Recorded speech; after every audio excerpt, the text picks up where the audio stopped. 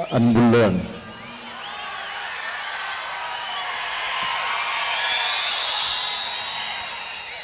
கழக அரசினுடைய நிதிநிலை அறிக்கையை விளக்கியும் உள்ளாட்சியில் நம்முடைய ஆட்சியை அமைய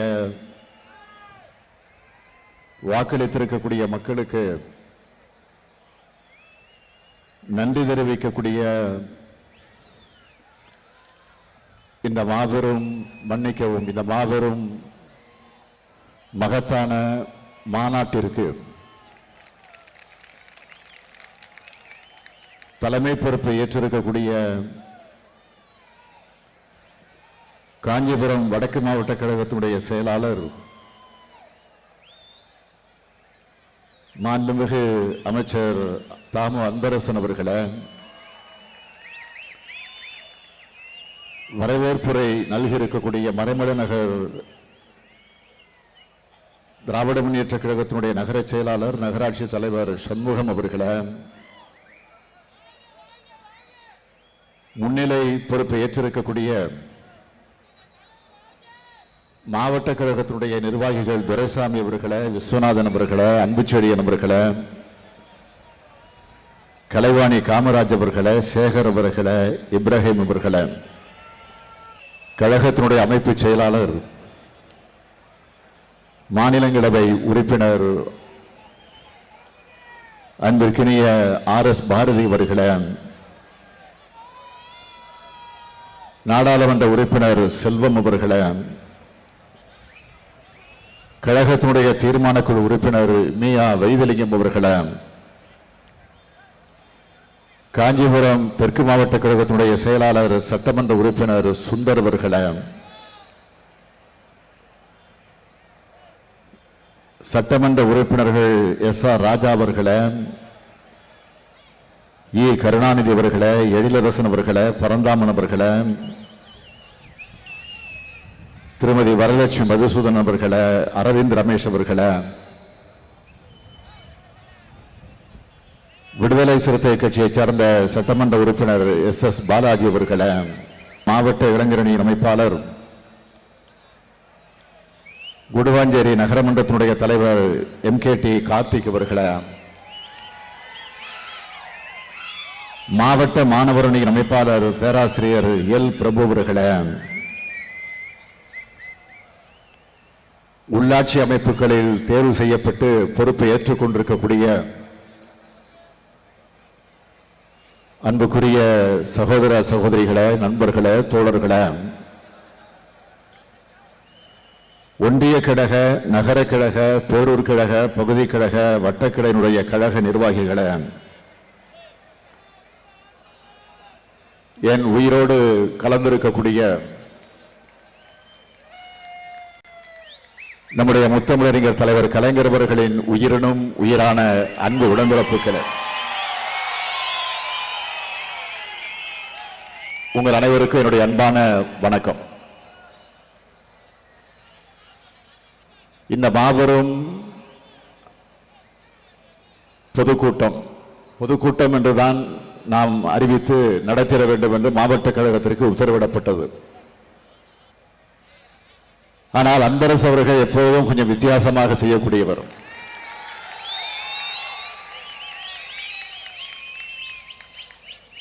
பொதுக்கூட்டம் என்கிற அந்த பெயரில் ஒரு மாநாட்டை அவர் இங்கே நடத்தி கொண்டிருக்கிறார்.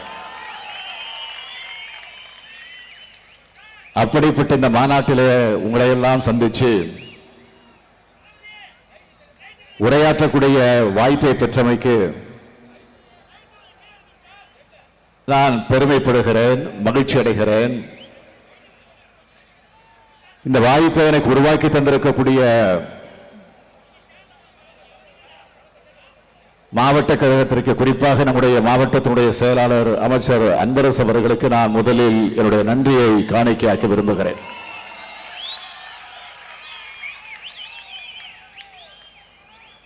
திராவிட முன்னேற்ற கழகம் நடத்தக்கூடிய பொதுக்கூட்டங்களை மாலை நேரத்து கல்லூரி அப்படின்னு பேரறிஞர் அண்ணா அவர்கள் அடிக்கடி எடுத்து சொல்வது உண்டு. அப்படிப்பட்ட பொதுக்கூட்டங்கள், அதன் மூலமாகத்தான் நம்முடைய கொள்கைகளை தமிழ்நாட்டு மக்களுடைய மனங்கள்ல நாம் விதைச்சிருக்கிறோம். நம்முடைய சாதனைகளை, நம்முடைய கொள்கைகளை விளக்குறதுக்கும், போராட்டங்களை உருவாக்குவதற்கும், எத்தனை சோதனைகள் வந்தாலும், எத்தனை அவதூறுகள் நம்மீது பாய்ச்சப்பட்டாலும், எத்தனை வீண்பழிகள் நம்மீது சுமத்தப்பட்டாலும், உடனடியாக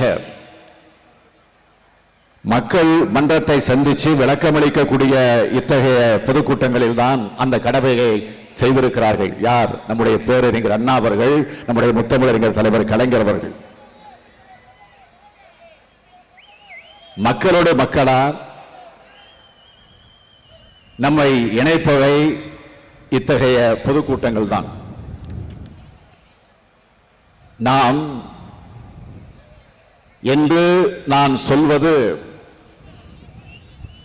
லட்சக்கணக்கான திராவிட முன்னேற்ற கழகத்தின் தொண்டர்களைத்தான் நான் சொல்லுகிறேன். தலைவர் என்ற என்னை நீங்கள் அழைக்கும் போது அந்த சொல்லுக்குள் உடன்பிறப்புகளாகிய நீங்கள் அதில் இருக்கீங்க. உடன்பிறப்புகளே என்று உங்களை நான் அழைக்கும் போது அந்த சொல்லுக்குள் நானும் இருக்கிறேன். இதுதான் திராவிட முன்னேற்ற கழகம். நம்முடைய இயக்கம் என்பது தலைவர் தொண்டர் என்று இல்லாமல் உடன்பிறப்புகள் என்ற பாச பிணைப்புகளோடு உருவாகி இருக்கக்கூடிய இயக்கம் தான் திராவிட முன்னேற்ற கழகம். இந்த பாச பிணைப்பு இருக்கிற வரையில இந்த இயக்கத்தை யாராலும், எந்த கொம்பனாலும் தொட்டு கூட பார்க்க முடியாது. என் உயிரினும் மேலான அன்பு உடன்பிறப்புகளே என்ற கரகரத்த குரலில், அந்த காந்த குரலில் முத்தமிழறிஞர் தலைவர் கலைஞர் அவர்கள் நம்மை அழைக்கும் போது நம் உள்ளத்தில் ஏற்படுகிற உணர்ச்சிக்கும் மலர்ச்சிக்கும் ஈடு என எதுவும் கிடையாது. உடன்பிறப்புகளே என்ற ஒற்றை சொல்லுக்கு கட்டுப்பட்டவர்களை தவிர நாம் வேறு யாருக்கும் கட்டுப்பட்டவர்கள் அல்ல. அப்படிப்பட்ட உன்னத தலைவர் அவர்கள் மறைந்தும் நிறைந்தும் நம்மையெல்லாம் இன்றும் இயக்கிக் கொண்டிருக்கிறார். நம்முடைய அமைப்பு செயலாளர் பாரதி இங்கே குறிப்பிட்டு சொன்னார், நாடாளுமன்ற தேர்தலா இந்தியாவிலேயே திராவிட முன்னேற்ற கழகம் மூன்றாவது பெரிய கட்சியாக உதயமாகி இருக்கிறது. அது மகத்தான வெற்றி. அதை தொடர்ந்து ஊரக உள்ளாட்சி தேர்தலா எதிர்கட்சியாக இருந்த போதே திராவிட முன்னேற்ற கழக கூட்டணி மகத்தான வெற்றி பெற்றது. அதற்கு பின்னால் சட்டமன்ற தேர்தலா தனி பெரும்பான்மையோடு நாம் கோட்டையை கைப்பற்றி இருக்கிறோம். அதற்கு பிறகு அண்மையில் நடைபெற்ற நகர்ப்புறத்தினுடைய உள்ளாட்சி தேர்தல் இதுவரையிலே தமிழக வரலாற்றில் இல்லாத அளவிற்கு நம்முடைய கூட்டணி மாபெரும் வெற்றி பெற்றிருக்கிறது. இத்தகைய வெற்றி செய்திகள் மட்டுமே நம்முடைய காதில் விழக்கூடிய அளவிற்கு பணியாற்றி இருக்கக்கூடிய லட்சக்கணக்கான திராவிட முன்னேற்ற கழகத்தினுடைய நிர்வாகிகள், தொண்டர்கள் அனைவருக்கும் என்னுடைய இதயத்தினுடைய அடி ஆழத்தில் இருந்து நன்றியை நான் தெரிவிச்சுக்க விரும்புகிறேன். திராவிட முன்னேற்ற கழகத்திற்கு வாக்களிச்சா அவங்க நன்மை செய்வாங்க, பல்வேறு திட்டங்களை உருவாக்கி கொடுப்பாங்க, கூப்பிட்ட குரலுக்கு ஓடி வருவாங்க, செவிமடுப்பாங்க. நம்பிக்கையுடன் வாக்களித்த தமிழ்நாட்டு மக்களுக்கு என்னுடைய நெஞ்சார்ந்த நன்றியை இந்த கூட்டத்தின் மூலமாக நான் தெரிவித்துக் கொள்ள விரும்புகிறேன். உங்களைத்தான் உயிருக்கு உயிராக நான் நினைக்கிறேன். அந்த உணர்வோடு தான் உங்கள் முன்னால் இந்த மேடையில நான் நின்று கொண்டிருக்கிறேன். நேற்றும் இன்றும் தமிழ்நாட்டில் இருக்கக்கூடிய அனைத்து நகரங்களிலும் இத்தகைய மாபெரும் பொதுக்கூட்டங்கள் நடத்தப்பட வேண்டும் என்று தலைமை கழகத்தின் சார்பில் அறிவிக்கப்பட்டு அந்த கூட்டங்களில் நம்முடைய கழகத்தினுடைய முன்னணியினர், தலைமை கழகத்தினுடைய பேச்சாளர்கள், அமைச்சர் பெருமக்கள், மாவட்ட கழகத்தினுடைய நிர்வாகிகள், கழகத்தினுடைய செயல் வீரர்கள் பலர் பல்வேறு பகுதிகளில் பங்கேற்று உரையாற்றி இருக்கிறார்கள். நான் செங்கல்பட்டு மாவட்டத்திற்கு வந்திருக்கிறேன். தலைநகர் சென்னைக்கு தலைவாசலாக இருக்கக்கூடிய ஊர்தான் இந்த செங்கல்பட்டு. செங்கல்பட்டு என்பது ஏதோ புதிதாக உருவாக்கப்பட்ட மாவட்டம் இப்ப சொல்லிக் கொண்டிருக்கலாம். ஆனால் 1969க்கு முன்பு வர ஒருங்கிணைந்த காஞ்சிபுரம் மாவட்டத்திற்கு தலைமையிடமாக விளங்கியது இந்த செங்கல்பட்டு தான். எனவே அந்த காலத்திலேயே மாவட்டத்தின் தலைநகரமாக இருந்த பெருமையுடைய ஊர்தான் இந்த ஊர். பாலாறு ஓடும் நீர்ப்பரப்பு இது. ஏரிகள் நிரம்பிய ஏற்றமிகு மாவட்டம் இது. வேளாண் பெருங்குடி மக்கள் அதிகம் வாழக்கூடிய மாவட்டம் இது. ஆசியாவிலேயே மிகப்பெரிய தொழிற்பூங்காவாக இருக்கக்கூடிய சிப்காட் தொழிற்பேட்டை இருக்கக்கூடிய மாவட்டம் இது. தமிழகத்தின் டெட்ராய்டு என்று சொல்லத்தக்க வகையில கார் தொழிற்சாலைகள் அதிகம் உள்ள மாவட்டம் இது. இத்தகைய பெருமைமிகு மாவட்டத்தில் நடைபெறக்கூடிய கூட்டத்தில் கலந்து கொள்வதில் நான் உள்ளபடியே பெருமைப்படுகிறேன், பூரிப்படைகிறேன், புலங்காயுத உணர்வோடு உங்கள் முன்னால் நின்று கொண்டிருக்கிறேன். ஒரு காலத்தில் தடா முதல் மதுராந்தக வரையில் இருந்தது இந்த ஒன்றுபட்ட செங்கை மாவட்டம். நினைச்சு பார்க்கிறேன், இந்த மாவட்டத்திலே கழக மலர்ந்திருக்கக்கூடிய தீரர்களான நம்முடைய நெஞ்சிலை நிலைத்து நிற்கக்கூடிய சிபிஎம் அண்ணாமலை, டிஆர்ஆர் என்று அழைக்கப்படக்கூடிய டிஆர் ராஜரத்னம் அவர்கள், மதுராந்தகம் ஆறுமுகம் அவர்கள், முன்னாள் நாடாளுமன்ற உறுப்பினராக இருந்த நாகரத்னம் அவர்கள், பரசுராமன் அவர்கள், நம்முடைய அருமை தோழர் எம்.வி. ராமு அவர்கள், நம்முடைய அமைச்சராக இருக்கக்கூடிய மாவட்ட செயலாளராக இருக்கக்கூடிய அவருடைய தந்தை குண்டத்தூர் மோகனலிங்கம் அவர்கள், இப்படி பலரால் அவருடைய தியாகத்தால் அவருடைய உழைப்பால் உருவான கழகம் நம்முடைய திராவிட முன்னேற்ற கழகம். எனது வாழ்க்கையில் மிகப்பெரிய மாற்றத்திற்கு வித்திட்ட ஊரும் இதுதான். எப்படின்னு கேட்கிறீங்களா?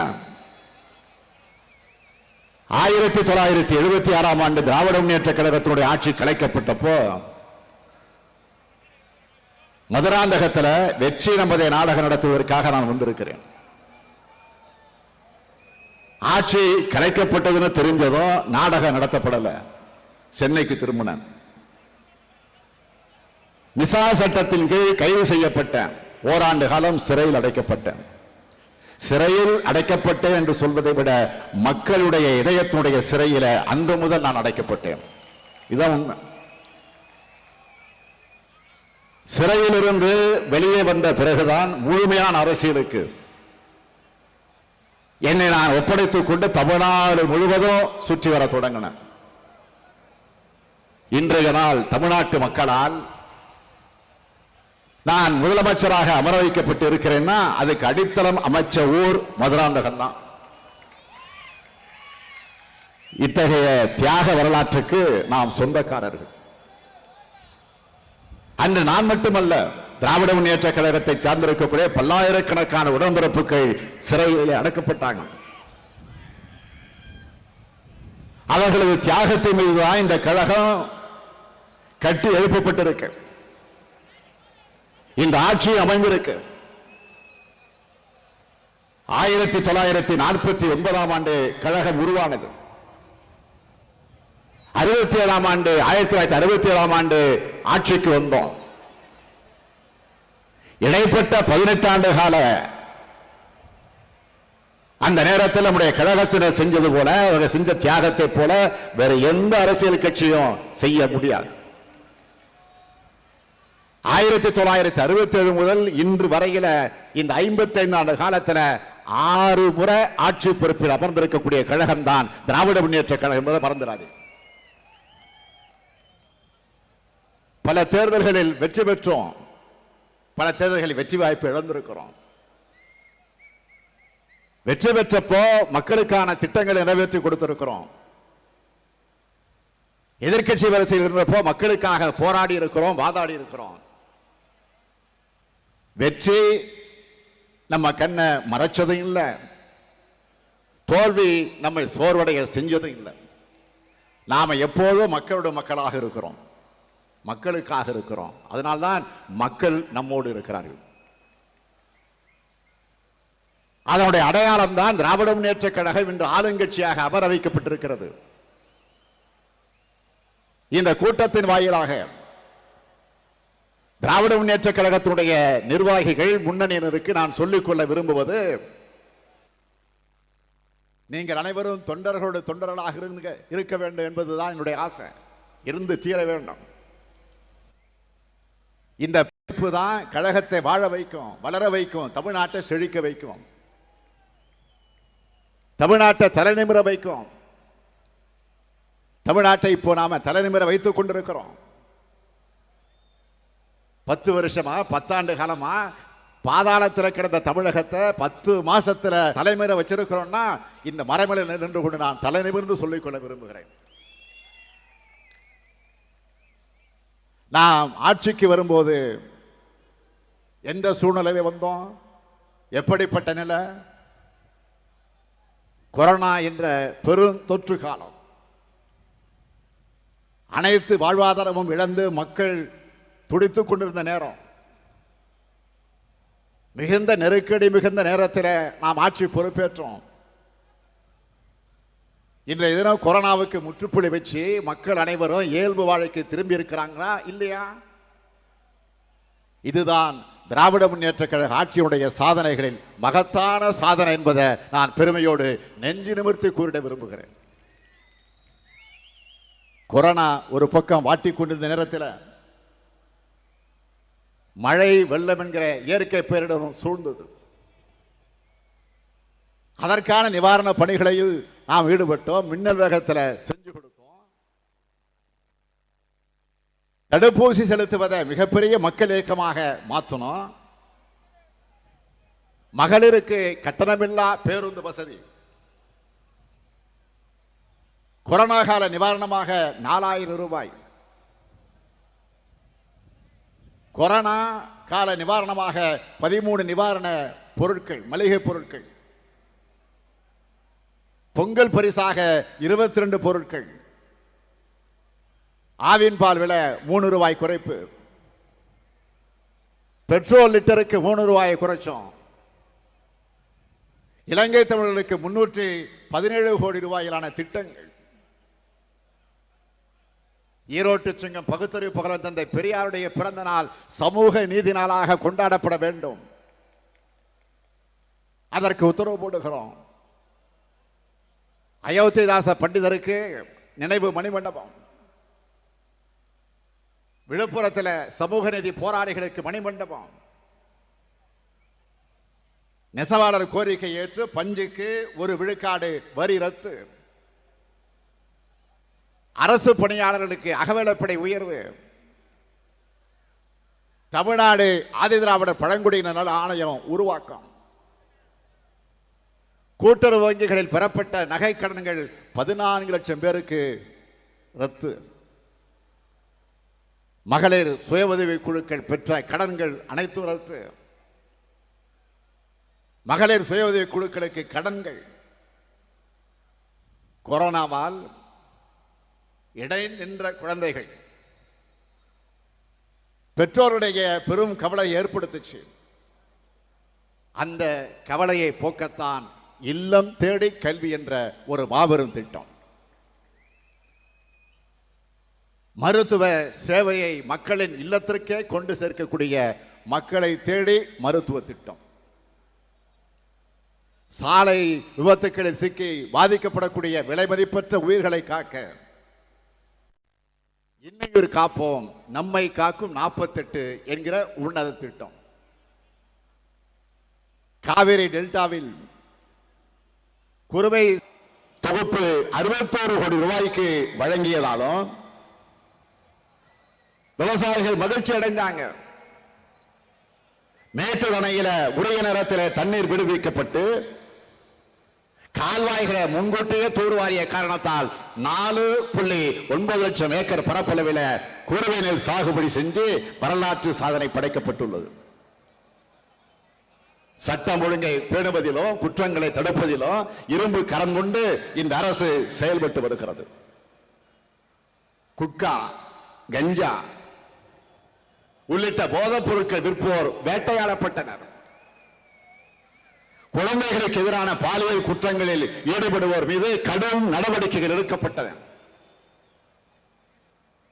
பெண்களுக்கு எதிரான குற்றங்கள் இரும்பு கரம் கொண்டு அடக்கப்பட்டு வருது.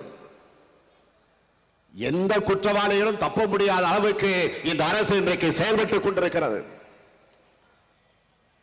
குற்றங்களை முன்கூட்டியே தடுக்கவும் நடவடிக்கை எடுக்கப்பட்டு வருகிறது.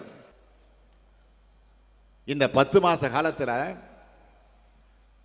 64,000 கோடி ரூபாய் முதலீட்டு இருக்கக்கூடிய வகையில் 133 புரிந்துணர்வு ஒப்பந்தங்கள் போடப்பட்டிருக்கு. இதன் மூலமா 2 லட்சத்திற்கு அதிகமான இளைஞர்களுக்கு வேலை வாய்ப்புகள் உருவாக்கப்படுது. தமிழ்நாடு நிதிநிறுவன கொள்கை வெளியிடப்பட்டிருக்கு. தமிழ்நாடு ஏற்றுமதி ஊக்குவிப்பு கொள்கை வெளியிடப்பட்டிருக்கு. மாநில பேரிடர் நிவாரண நிதியிலிருந்து கொரோனாவில் இறந்தவர்களின் குடும்பத்திற்கு தலா 50,000 ரூபாய்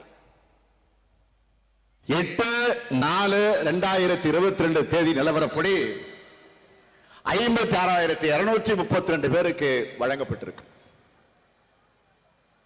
உங்கள் தொகுதியில் முதலமைச்சர் திட்டத்தின் கீழ் 2,29,216 மனுக்களுக்கு தீர்வு காணப்பட்டிருக்கு. இந்த அரசு பொறுப்பேற்ற பிறகு 1,648 கோடி ரூபாய் மதிப்புள்ள 433 ஏக்கர் பரப்பளவு திருக்கோயில்கள் நிலங்கள் மீட்கப்பட்டிருக்கு. இப்படி நமது அரசு செய்திருக்கக்கூடிய சாதனைகளை நான் பட்டியல் போட தொடங்கினா நாள் முழுக்க சொல்லிக்கிட்டே இருக்க முடியும். இதுல என்ன ஒரு ஆச்சரியம்னா,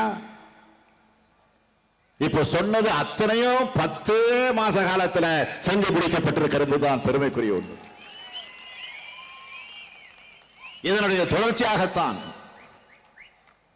வரும் நிதியாண்டுக்கான நிதிநில பட்ஜெட் அறிக்கையை நாம சட்டமன்றத்தில் தாக்கல் செஞ்சோம். அந்த நிதிநிலை அறிக்கையில் குறிப்பிட்டுள்ளதை மட்டும் நாம் நிறைவேற்றி காட்டினா தமிழ்நாடு தலை நிமிரும் என்பது மட்டுமல்ல, தலை சிறந்த மாநிலமாக இந்தியாவிலே முதல் மாநிலமாக மாறும் என்பதில் சந்தேகம் இல்லை. இந்த ஆண்டு நம்முடைய அரசு போட்ட பட்ஜெட்டை பற்றி நான் சொல்லும் போது ஒரு கருத்தை சொன்னேன். அதாவது தாயின் கனிவையும் ஆசிரியரின் அக்கறையும் ஒரு வழிகாட்டியினுடைய கூர்மையும் ஒரு சீர்திருத்தவாதியினுடைய மானுட பற்றையும்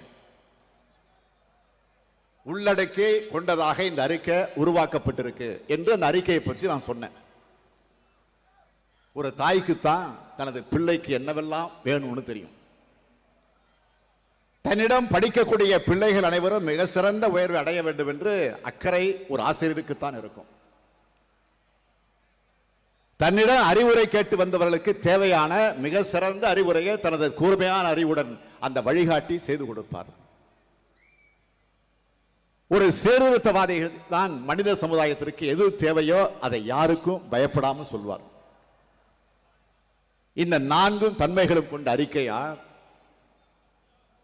கழக அரசினுடைய நிதிநிலை அறிக்கை அமைஞ்சிருக்கு. ஏதோ நிதிநிலை அறிக்கைன்னு சொன்னா கம்ப்யூட்டருக்கு வரியை கூட்டுவோம், கடுகுக்கு வரியை குறைப்போம் என்பதாக இல்லாம இந்த ஆட்சியினுடைய இலக்கு என்ன? எத்தகைய தமிழ்நாட்டை உருவாக்க நாம் நினைக்கிறோம் என்பதை சொல்வதா அது அமைச்சிருக்கும். அந்த வகையில பார்த்தா இந்தியாவுடைய அனைத்து மாநிலங்களுக்கும் முன்மாதிரியான நிதிநிலை அறிக்கை இது. இந்திய ஒன்றியத்தை ஆண்ட காங்கிரஸ் ஆட்சி காலத்தில் 9 நிதிநிலை அறிக்கையை தாக்கல் செஞ்சவர் தான் மரியாதைக்குரிய முன்னாள் ஒன்றிய அமைச்சர் திரு ப சிதம்பரம் அவர்கள்.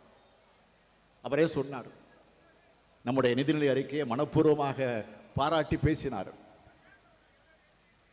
அனைத்து துறைகளிலும் சமூக நிதியை நிலைநிறுத்துவது, சமூக பாதுகாப்பினை வலுப்படுத்துவது, அனைவரையும் உள்ளடக்கிய வளர்ச்சியின் மூலமாக வறுமையை ஒழித்தல், விளிம்பு நிலையில் இருக்கக்கூடிய சமூக பொருளாதாரத்தை முன்னேற்றுவது, கல்வி மற்றும் வாழ்வாதார மேம்பாட்டின் மூலம் மகளிர் முன்னேற்றம், பள்ளி கல்லூரிகளில் சிறப்பு திட்டங்கள்,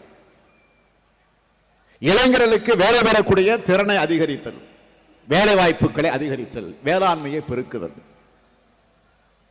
முதன்மை துறைகளில் வளர்ச்சி விகிதத்தை பெருக்குதல், புதிய முதலீடுகளை ஈர்த்தல், பொதுமக்களின் தேவைகளை முழுமையாக பூர்த்தி செய்தல், சரியான மானியங்கள் உரியவர்களுக்கு போய் சேருதல், நிதி ஆதாரங்களை கண்டறிதல், சுற்றுச்சூழலை காத்தல், தலைமுறைக்கு இடையே இருக்கக்கூடிய சமத்துவத்தை உறுதி செய்தல் ஆகிய மிக உன்னதமான கொள்கைகளை கொண்டதாக அந்த அறிக்கை தயாரிக்கப்பட்டுள்ளது. இதுதான் தமிழ்நாடு அரசினுடைய லட்சியங்களை கொள்கைகளாக ஆகும்.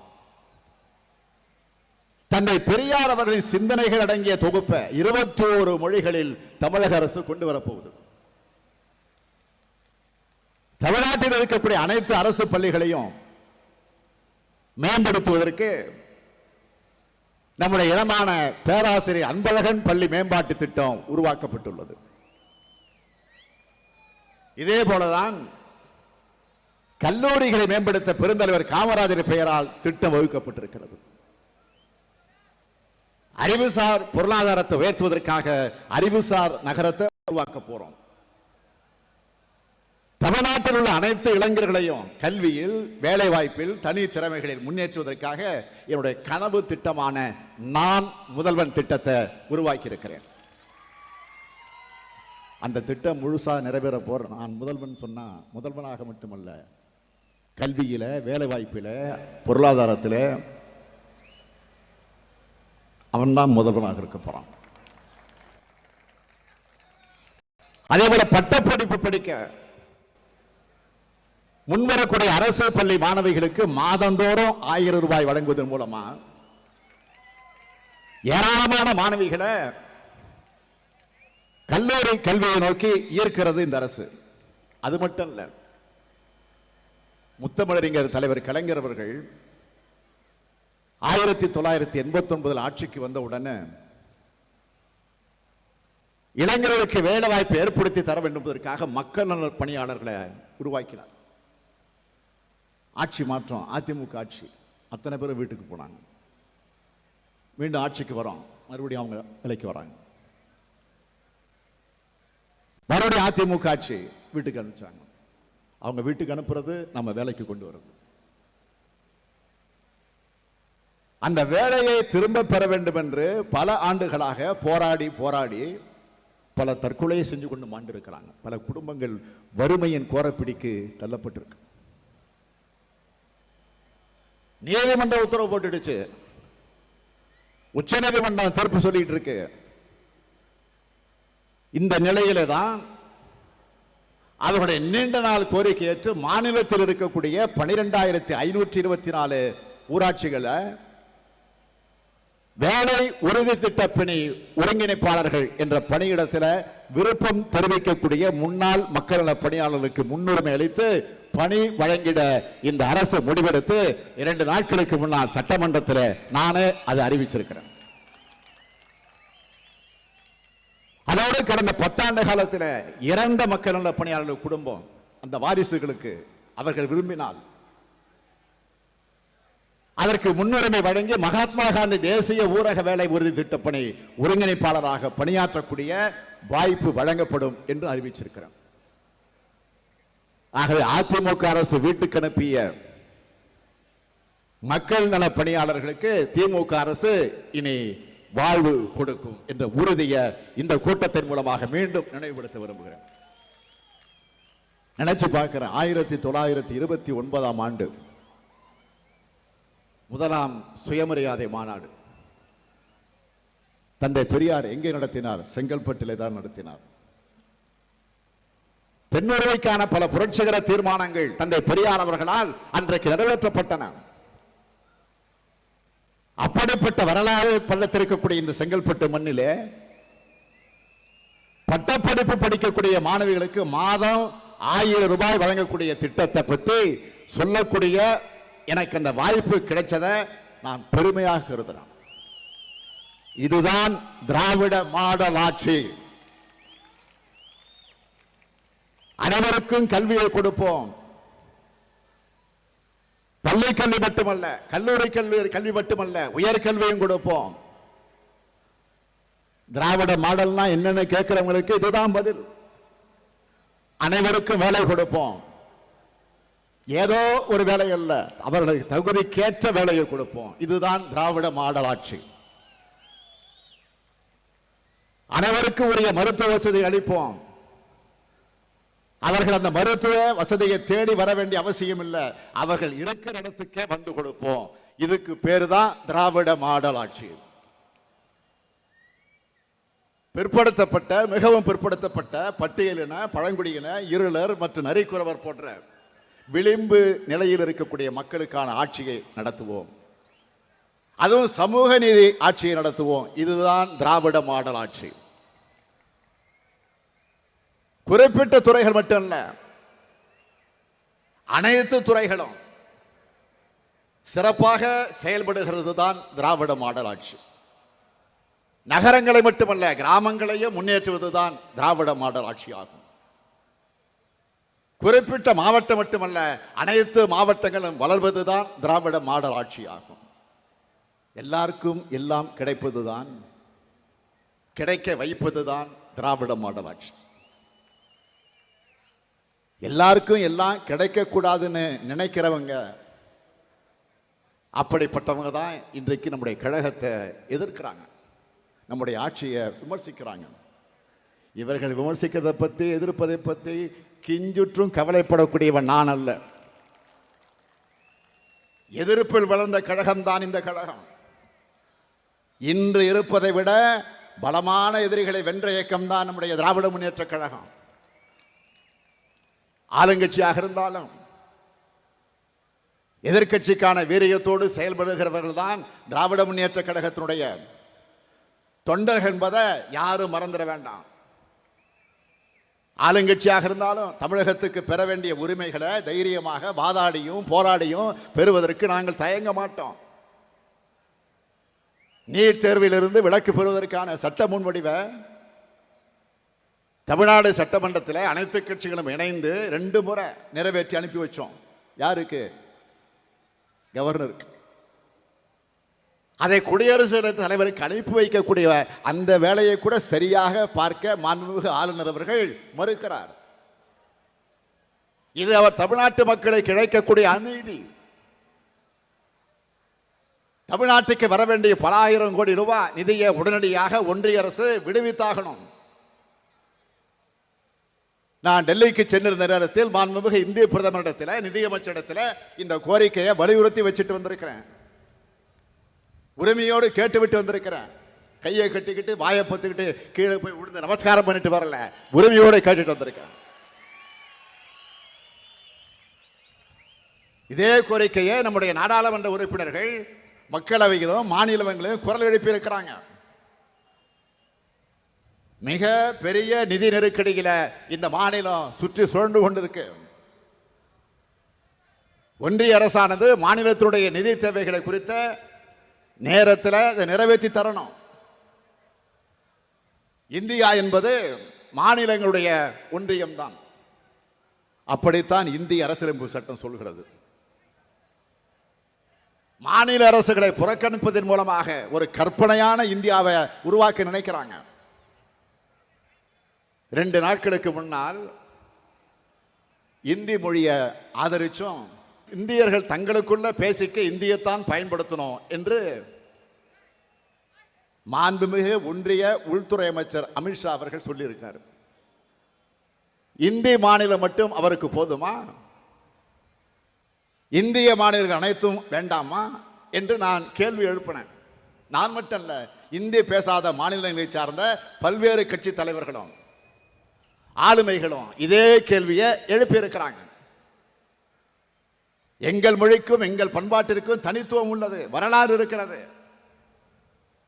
ஆதிக்கத்தை நிலைநிறுத்திக் கொள்ள இந்தி தேவை என்று சில பழைய பொய்களுக்கு புது வடிவம் கொடுக்கிறாங்க. அதனால்தான் நாட்டினுடைய பன்முகத்தன்மையை காக்க ஸ்டாப் இந்தி இம்போசிஷன் என்று இந்தி பேசாத மாநிலங்களும் இந்தி பேசும் மாநிலங்களில் உள்ள நடுநிலையாளர்களும் முழங்கிக் கொண்டிருக்கிறார்கள். ஆதிக்க வெறியில் கட்டிய பொய் மூட்டைகளை எங்களிடம் உருட்ட வேண்டாம். உங்கள் பொய்களை காலங்காலமாக பார்த்தவர்கள் நாங்கள்.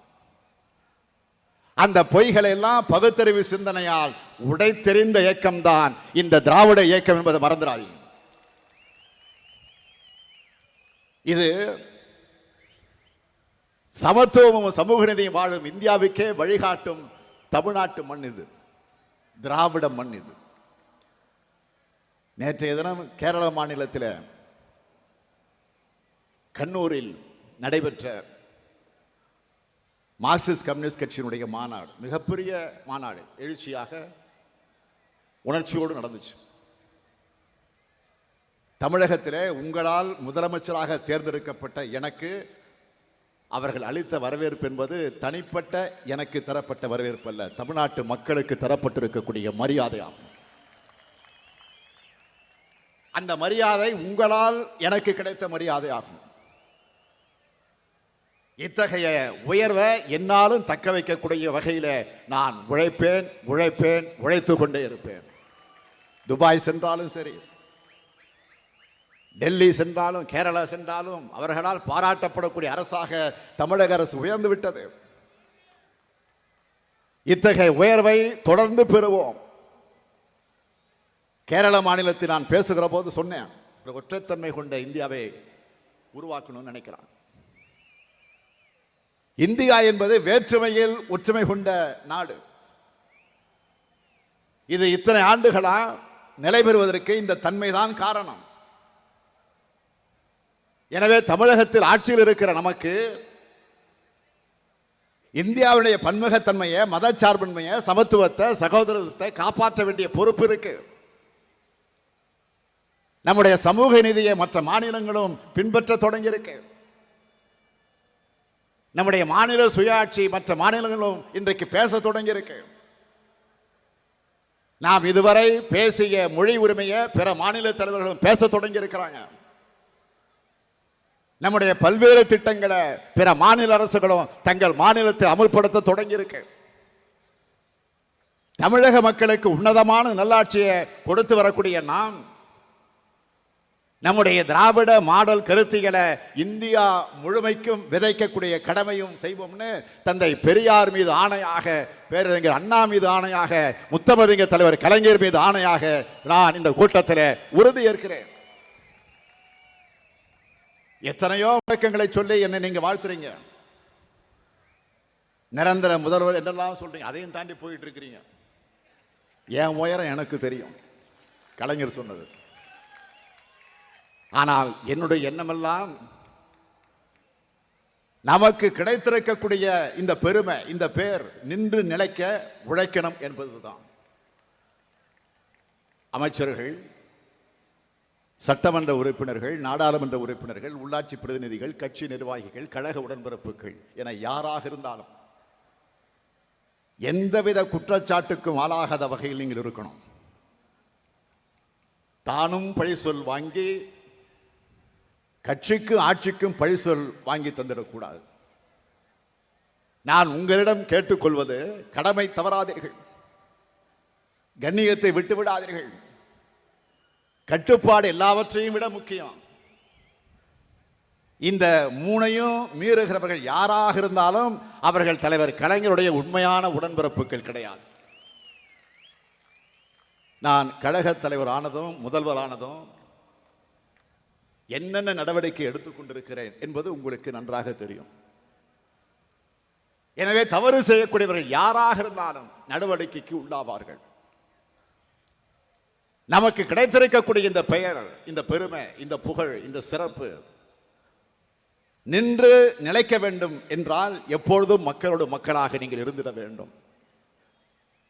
கழக அரசு நாள்தோறும் துறை வாரியாக செயல்படுத்தி வரக்கூடிய நாட்டுக்கே முன்னோடியான திட்டங்கள், சாதனைகள் அனைத்தையும் நமது அமைச்சர் பெருமக்கள், சட்டமன்ற உறுப்பினர்கள், மாவட்ட கழக செயலாளர்கள், உள்ளாட்சி பிரதிநிதிகள், ஒன்றிய, நகர, பேரூர், பகுதி, வட்டக்கிளை கழக செயலாளர்கள் ஆகிய அனைவரும் மக்களிடம் வீதி வீதியாக, வீடு வீடாக ஒவ்வொரு தனி மனிதரிடம் கொண்டு சேர்க்க வேண்டும்.